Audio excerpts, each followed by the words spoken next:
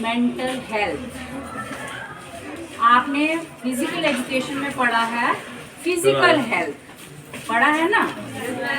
तो ये है मेंटल हेल्थ। तो क्या है मेंटल हेल्थ? वर्ड से ही पता चलता है, it is related to health, mind. It is related to your mind. अब क्या है कि जो फिजिकल हेल्थ है वो आपको पता है, फिजिकल हेल्थ के लिए हमने एक्सरसाइज करनी है, अच्छी डाइट लेनी है, ठीक है। उसके बाद अपने रूटीन वर्क जो है उसमें एक्टिव रहना है। तो फिजिकल हेल्थ आपको पता है कैसे हम उसको मेंटेन कर सकते हैं। अब जो मेंटल हेल्थ है that is related to your mind. अब वो कैसे डिस्टर्ब होती है और मेंटल हेल्थ को हम कैसे ठीक कर सकते हैं, क्या टिप्स हैं कि मैं मेंटली स्टेबल रहूं, ठीक है। तो जैसे हमारी बॉडी के लिए डाइट है, ऐसे ही हमारे माइंड के लिए भी एक डाइट है जिस पे डिपेंड करती है हमारी मेंटल हेल्थ, ठीक है। अब माइंड के लिए वो कौन सी डाइट है जो हम लें और हम मेंटली स्टेबल रहें? तो पहले भी तो लोग होते थे, पहले तो ये बीमारी नहीं होती थी। कभी हमारे पेरेंट्स, ग्रैंड पेरेंट्स, उनको तो नाम भी नहीं पता था कि मेंटल हेल्थ भी कोई प्रॉब्लम होती है। लेकिन आज क्या है, फिजिकली तो फिट है इंसान लेकिन मेंटली वो अनस्टेबल है, स्टेबल नहीं है। तो इट मीन्स कुछ इन 30-40 सालों में कुछ ऐसा हुआ है कि हमें क्या हो गई, मेंटल प्रॉब्लम्स होना शुरू हो गई। अब इसका मतलब कि हम उस पर काम ही नहीं कर सके कि हमारे माइंड को क्या डाइट चाहिए और क्या हमारे लाइफ में चेंजेस आई हैं जिससे ये मेंटल हेल्थ जो है ये डिस्टर्ब होने लगी। तो मेंटल हेल्थ को ठीक करने से पहले आई थिंक हमें किस पे वर्क करना है कि इंसान मेंटल अनहेल्दी कैसे होता है और क्यों होता है, ठीक है। तो अगर हम कंपैरिजन करें हम अपने 30-40 साल पीछे और आज, तो उनको प्रॉब्लम नहीं थी, तो हम उस पर वर्क करेंगे कि उनको नहीं थी तो हमें क्यों हो रही है।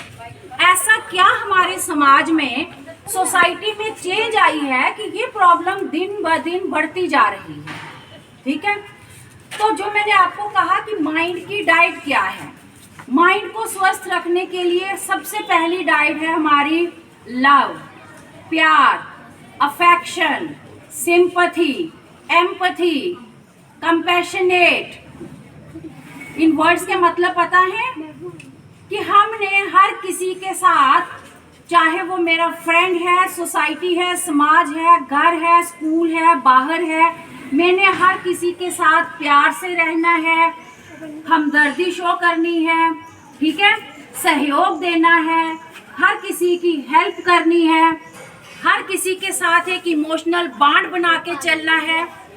तो ये चीजें सारी पहले हमारे समाज में थी, लेकिन वो चीजें खत्म हो गई और हमारे समाज में उसकी जगह क्या आ गया, कंपटीशन, जेलेसी, हेट्रेड।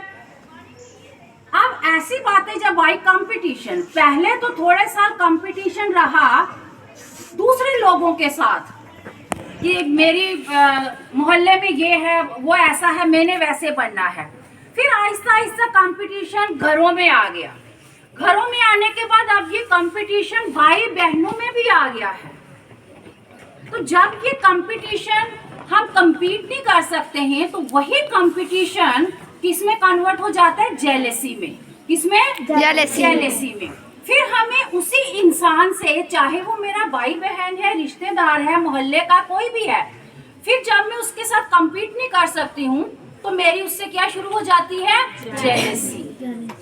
फिर जब जेलेसी बढ़ती जाती है तो उस इंसान से मुझे नफरत होने लगती है। क्या होने लगती है? हेट्रेड। और वो नफरत एक दिन इतनी बढ़ जाती है कि मेरे माइंड पे इतना उसका इफेक्ट हो जाता है कि मुझे मेंटल प्रॉब्लम होने लगती हैं, लेकिन मुझे पता भी नहीं चलता है कि मुझे कोई प्रॉब्लम हो रही है। तो पहले मेंटल प्रॉब्लम क्या होगी, आपको टेंशन, लाइट सी आप होगे टेंशन है, वही टेंशन आहिस्ता आहिस्ता किसमें बदलती है, स्ट्रेस में। जब स्ट्रेस ज्यादा हो जाएगा वही कन्वर्ट हो जाती है डिप्रेशन में। किसमें? डिप्रेशन, एंजाइटी, और फिर वो एक दिन आपकी क्लिनिकल प्रॉब्लम बन जाती है। क्लिनिकल प्रॉब्लम मीन्स कि वो आप खुद नहीं ठीक कर सकते। डिप्रेशन से पहले पहले जो स्टेजेस हैं उनको आप अगर अपने माइंड पे वर्क करोगे तो आप ठीक कर सकते हो। आप अपने माइंड को ऐसे थॉट्स दोगे कि नहीं, मैंने ऐसे नहीं सोचना है, ऐसे नहीं करना है, वो आपके हाथ में है। लेकिन जब ये प्रॉब्लम स्ट्रेस से डिप्रेशन तक पहुंच जाती है तो उसको हम कहते हैं ये क्लिनिकल प्रॉब्लम हो गई, फिर आपको साइकेट्रिक के पास जाना पड़ता है। तो इसका मतलब कि प्रॉब्लम शुरू कहाँ से हुई? हमारी मेंटल हेल्थ जो अनस्टेबल हुई वो शुरू कहाँ से हुई? एक दूसरे के साथ कंपटीशन। कंपटीशन जरूरी है, हेल्दी कंपटीशन, लेकिन हम कौन सा कंपटीशन करने लगे? अपने भाई, चाचा का लड़का, चाची की लड़की, ताई के लड़का। पहले तो बाहर होता था, एक कंट्री का दूसरी कंट्री के साथ, एक स्टेट का दूसरी स्टेट के साथ, एक शहर का दूसरे शहर के साथ, आहिस्ता आहिस्ता मोहल्ले, घर। अब ये कंपटीशन हमारे घर में रियल भाई बहनों के बीच में आ गया है। देखते हो ना, वो प्यार नहीं रहा। इसका मतलब पहले लोग मेंटली स्टेबल थे, उनमें क्या थी? उनकी माइंड की डाइट जो थी वो प्रॉपर थी। लव, अफेक्शन, ठीक है, सिंपैथी, एम्पैथी, सब चीजें थी एक दूसरे से। उनके दिमाग में ये कभी आता भी नहीं था कि हम किसी से नफरत करें। लेकिन उनकी जगह जब हमारे घरों में ये आ गया कंपटीशन, जेलेसी, हेट्रेड, एंगर, तो हमारी मेंटल प्रॉब्लम जो थी वो शुरू हो गई।